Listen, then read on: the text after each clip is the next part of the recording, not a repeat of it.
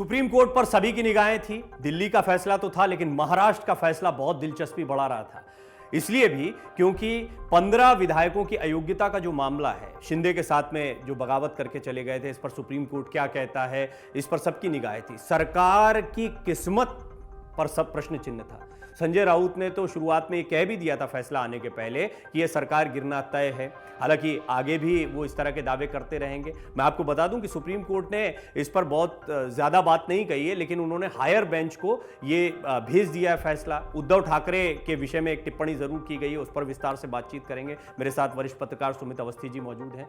सुमित जी, ये फैसला बहुत महत्वपूर्ण था। सरकार रहेगी गिरेगी जैसी बहुत सारी चीजें चल रही हैं। महाराष्ट्र के तमाम दर्शक हमको देखते हैं, वो उम्मीद कर रहे थे कि इस पर क्या खबर आने वाली है। पहले तो सुप्रीम कोर्ट ने जो कुछ कहा, एक तो दिल्ली पर इतना बड़ा फैसला आ जाना, और महाराष्ट्र पर फिर ऐसा लगता है कि एक लाइन में वो सारा मामला निपट गया कि हायर बेंच को जाएगा। इस फैसले को आप कैसे एनालाइज करेंगे, कैसे बताएंगे दर्शकों? देखिए, मामला बहुत पेचीदा था।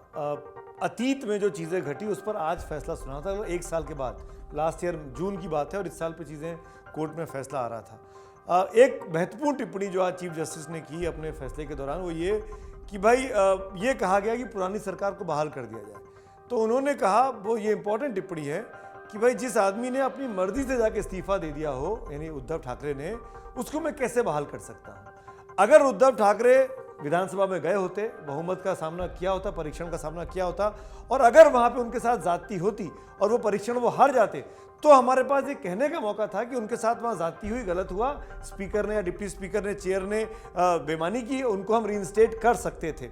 पर जो आदमी विलिंगली इस्तीफा दे दिया, जो विधानसभा के सामने गया ही नहीं, उसको मैं कैसे बहाल कर सकता हूँ। तो आज की डेट में मुझे लगता है कि उद्धव ठाकरे, आदित्य ठाकरे अफसोस कर रहे होंगे कि उन्होंने विधानसभा का सामना क्यों नहीं किया। जो बात शरद पवार ने उस दिन कही थी, अपने जब उनका पवार के इस्तीफे का ड्रामा चल रहा था, कि उन्होंने चिट्ठी अपनी किताब में लिखा भी है कि उद्धव ने क्यों इस्तीफा दे दिया, उनको सामना करना चाहिए था। वही बात आज चंद्रचूड़ साहब की जो 5 सदस्यीय बेंच ने उसने कहा, और बेंच ने यह भी साफ कर दिया, मैं 2-3 चीजें इंपॉर्टेंट बता दूं उसमें, कि मामला की सुनवाई अब 7 सदस्यीय बेंच करेगी, यानी इस बेंच ने नहीं किया। दूसरा, इसका फायदा एकनाथ शिंदे को यह हुआ कि उनकी सरकार बनी रहेगी, उनकी सरकार की सेहत पर कोई असर नहीं है। 16 विधायकों की सदस्यता की अयोग्यता का मामला था, उस पर भी कोर्ट ने कहा कि वो जो 7 मेंबर की बेंच बनेगी वही तय करेगी, हम इस पर कोई फैसला नहीं कर रहे हैं। तो यानी कि उनकी सदस्यता फिलहाल जो स्टेटस को चल रहा है वो वैसे चलेगा। उनकी, जिसमें खुद एकनाथ शिंदे भी है, कि वो उनकी सदस्यता पर फिलहाल खतरा नहीं, जब तक कि अगला फैसला नहीं आ जाता। तीसरी चीज जो सबसे ज्यादा इंपॉर्टेंट है, गवर्नर भगत सिंह कोश्यारी को उन्होंने नाम लिए बगैर गवर्नर के ऑफिस पर इस बेंच ने कमेंट किया है, और जो कि कड़ी टिप्पणी है। उन्होंने ये कहा कि गवर्नर का काम ये नहीं होता है कि चुनी हुई सरकार के कामकाज में दखल दे या किसी पार्टी के इंटरनल कॉन्फ्लिक्ट में दखल दे, जो कि उस वक्त भगत सिंह कोश्यारी ने किया। जिस तरीके से तमाम लोगों को मानने जो चले गए थे शिवसेना छोड़कर, जो भाग रहे थे सूरत होते हुए गुवाहाटी की तरफ, उनको मान्य कर दिया, उनको उनके धड़े को मान्यता देकर बीजेपी के साथ सरकार बनाने का मौका दे दिया। उस तमाम चीज़ पर सुप्रीम कोर्ट ने कहा कि वो ठीक नहीं हुआ, अनकॉन्स्टिट्यूशनल है।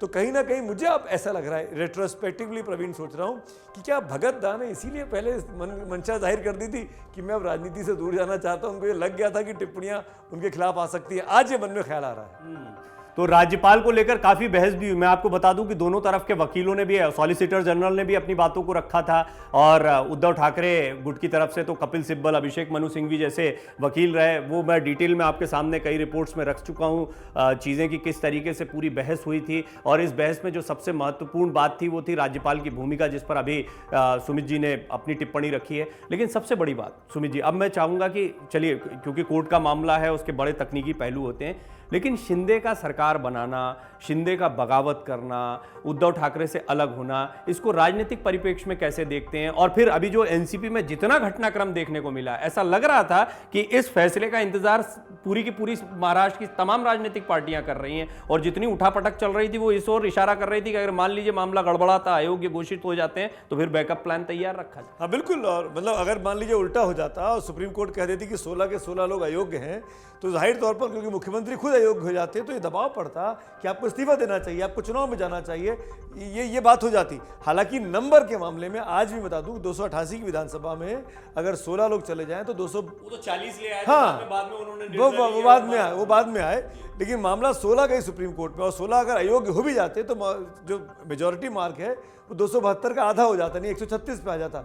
136 से एमएलए आज भी एकनाथ शिंदे और देवेंद्र फडणवीस के पास है, करीब 144-145 का आंकड़ा है, तो उसकी उनकी सेहत पर असर नहीं पड़ता 16 के डिस्क्वालीफाई होने के बाद भी। लेकिन अब क्योंकि आज के फैसले के बाद दोनों पक्ष, ये बड़ा इंटरेस्टिंग है, शिवसेना जो उद्धव ठाकरे वाली है वो भी ये कह रही है कि टिप्पणियां क्योंकि गवर्नर के फैसले के खिलाफ आई हैं, गवर्नर ने अमान्य तरीके से लोगों को मान्यता दे दी थी, तो हमारी पक्ष में जीत है। अब मॉरली एकनाथ शिंदे को इस्तीफा दे देना चाहिए, बीजेपी को इस्तीफा दे देना चाहिए और चुनाव की तरफ राज्य को जाना चाहिए। उधर वो लोग भी यही कह रहे हैं, एकनाथ शिंदे और देवेंद्र फडणवीस की टीम भी यही कह रही है कि मॉरली हमारी जीत हुई है, क्योंकि सुप्रीम कोर्ट ने सरकार को बने रहने दिया है और अयोग्यता पर अभी कोई फैसला नहीं सुनाया है। एक और मेरे जहन में बार बार सवाल आता है, कई बार जब एनालिसिस रखते हैं, शिंदे का राजनीतिक भविष्य, क्योंकि शिंदे जो है वो बीजेपी का चेहरा नहीं है, बीजेपी की मजबूरी हो सकते हैं, वो अभी सत्ता में है, उनको सामने रखा भी गया है, और क्या सामने रखना भी स्ट्रैटेजिकल है, क्योंकि सरकार को लेकर बहुत पुख्ता नहीं दिखाई पड़ता है। फिर आगामी चुनाव में जैसे शिवसेना के साथ उतरते रहे हैं उसी अंदाज में एकनाथ शिंदे के साथ में उतरेंगे, इसको लेकर भी बहुत संशय की स्थिति दिखाई देती है। क्या होने वाला है एकनाथ शिंदे का? देखिए, आप एकनाथ शिंदे को भी नहीं पता होगा कि क्या होने वाला है, बहुत इंटरेस्टिंग है। क्या कहती है, आपको क्या लगता है क्या चाह रहा है और क्या सोच चल रही है? देवेंद्र फडणवीस जैसा बड़ा चेहरा, सियासत की धुरी जिनके इर्द गिर्द घूमती रही, बीजेपी का सबसे बड़ा चेहरा तो है ही, राजनीति में भी उन्होंने अपने आप को काफी स्थापित किया महाराष्ट्र में, और वो एकनाथ शिंदे को अभी आगे रखे हुए सपोर्ट कर रहे हैं, तो कोई तो मजबूरी होगी उनकी। इसीलिए वो देवेंद्र फडणवीस की मजबूरी थी। देवेंद्र फडणवीस को याद होगा, आप नाराज हो गए थे जब कहा गया था कि सीएम आप नहीं बनेंगे, भारी मन से स्वीकारा था। बीजेपी के अध्यक्ष ने कह दिया कि भारी मन से उन्होंने फैसला ऑन रिकॉर्ड आके ये बोला। पहले जेपी नड्डा साहब की बाइट आती है उस दिन एएनआई पे, और वो कहते हैं कि भाई ये जो है डिप्टी सीएम बनेंगे, और उनको जब खुद पता लगता है मुंबई में बैठ के तो वो परेशान हो जाते हैं, वो उनको मनाया जाता है, वो नहीं जाते शपथ ग्रहण समारोह में। शपथ ग्रहण समारोह का 1-2 घंटे आगे किया जाता है, और देवेंद्र फडणवीस पर पार्टी काम करती है। मैंने सुना कि बड़े बड़े नेताओं ने देवेंद्र फडणवीस से बात की, उनको समझाया, और फिर जाके उन्होंने, क्योंकि संसदीय बोर्ड में डाल दिया, गृह मंत्रालय, मतलब कंपनसेट करने का पूरा, लेकिन सीएम को डिप्टी सीएम बना दिया, तो ये फांस तो रहेगी ना। इमोशन शब्द का इस्तेमाल तो वहां पे हो और डिप्टी सीएम बना दिया, और उस पूरी की पूरी कवायद में देवेंद्र फडणवीस का रोल था। वो जिस तरीके से विधायकों को ले लेके अपनी गाड़ी में जा रहे थे, पहले गुजरात की ओर, फिर गुजरात से फ्लाई कराकर एक विशेष विमान से उनको गुवाहाटी लेके जाया जा रहा था, जहां हेमंत बिस्वा शर्मा के वो संपर्क में थे, तो ये तमाम चीजें दिखा रही थी कि उस पूरे खेल में इनका रोल है। और ऐसे में जिस आदमी ने पूरा मैच जिताया हो उसको आप कहते कि नहीं यार उसको मैं मैन ऑफ द मैच दे रहा हूं, तुमको नहीं दूंगा, तो वही बीच उनके मन में टीस थी। ऐसे में एकनाथ शिंदे, जो आपने सवाल पूछा उस पर आता हूं, और देवेंद्र फडणवीस तो ठीक है, एकनाथ शिंदे के लिए आगे की राजनीति करना एक नई पार्टी के तौर पर, और ये कहकर कि मैं असली शिवसेना हूं, हालांकि शिवसेना वही है जब तक कि अगला कोई नया ऑर्डर नहीं आता, कोर्ट नहीं कह दिया, चुनाव आयोग ने कह दिया कि असली शिवसेना वही है, तो हम कौन होते हैं। लेकिन आज भी जो जनता के मन में बात है, शिवसेना मतलब बाला साहब ठाकरे का परिवार, वो एकनाथ शिंदे कभी नहीं पा सकते हैं।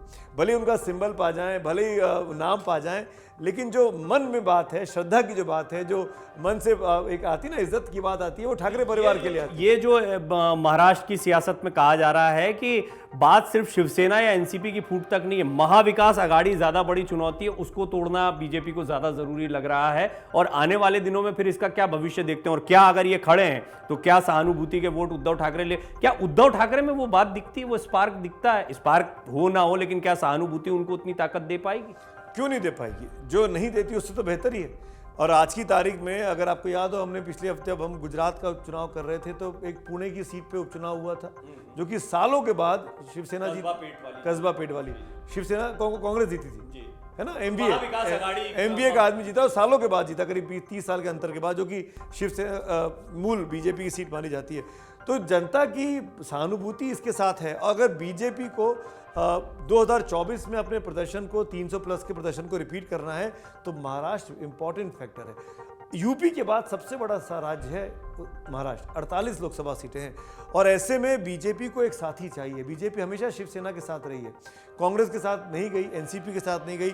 अगर मान लीजिए उन्होंने तोड़ दिया है शिवसेना को, पर आज भी जनता के मन में शिवसेना उद्धव ठाकरे वाली है, ना कि एकनाथ शिंदे वाली, तो ये कवायद उनकी फेल हो गई, ऐसा लगता है।